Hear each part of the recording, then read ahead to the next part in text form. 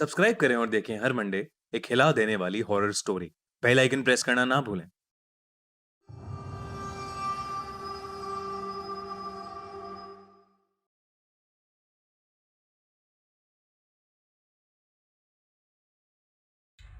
रक्षाबंधन का दिन भाई बहन का दिन कहलाया जाता है। 11 साल की स्मिता के लिए भी ये दिन खुशियों से भरा होता था, जब उसके सारे बड़े भाई बहन घर आकर खूब मजा करते थे। पर कुछ साल पहले एक रक्षाबंधन का दिन स्मिता की जिंदगी को हमेशा के लिए बदल देगा, ये कोई नहीं जानता था। रक्षाबंधन की रात स्मिता और उसके भाई बहन एक कमरे में बैठे हुए एक दूसरे को डरावनी कहानियां सुना रहे थे। स्मिता की सबसे बड़ी बहन नेहा ने कहा कि वो आत्मा बुलाना जानती है। हॉस्टल की सहेलियों के साथ नेहा ये अक्सर करती रहती थी। सब जोर से उस पर हंसने लगे। उन्हें लगा नेहा सबको डराने की कोशिश कर रही है। अपना मजाक बनते देख नेहा आत्मा को बुलाने के लिए राजी हो गई। नेहा ने कमरे की सारी लाइट्स बंद कर दी और सबको एक गोले में बैठने के लिए कहा। उसके बाद नेहा ने गोले के बीच में एक कैंडल और एक सिक्का रख दिया। नेहा ने सबको एक दूसरे का हाथ पकड़ने के लिए कहा और कहा चाहे कुछ भी हो जाए, हाथ नहीं छोड़ना।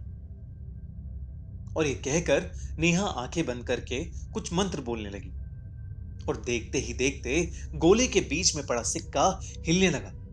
सब ये देखकर भौचक्के रह गए। गोले में पड़ा सिक्का अब उठकर खुद घूमने लगा और घूमते घूमते गोले से बाहर निकलकर दीवार पर चढ़ने लगा।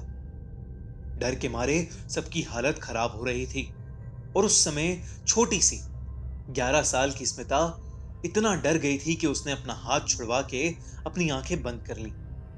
जैसे ही स्मिता ने अपना हाथ छोड़ा, सिक्का जमीन पर गिर गया, पर जो दीवार पर रह गया था वो देखकर सब डर से कांपने लगे। दीवार से एक औरत चिपकी बैठी थी, जिसकी गर्दन टूटी हुई थी, नाखून लंबे थे, होठ सिले हुए और आंखें दूध सी सफेद थीं।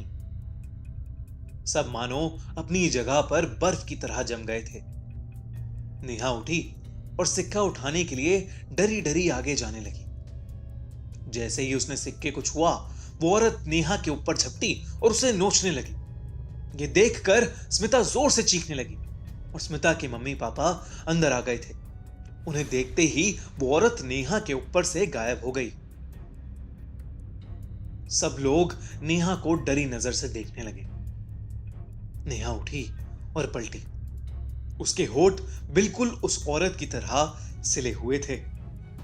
नेहा ने स्मिता के मम्मी पापा को देखकर बहुत जोर से चिल्लाया और वहीं पर बेहोश हो गई।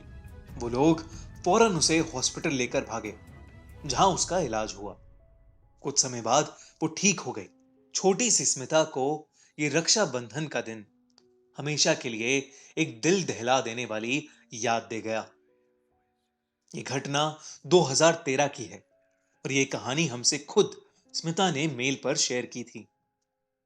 आप भी हमें खूनी stories@gmail.com पर अपने साथ हुई सच्ची घटनाओं पर कहानियां भेज सकते हैं।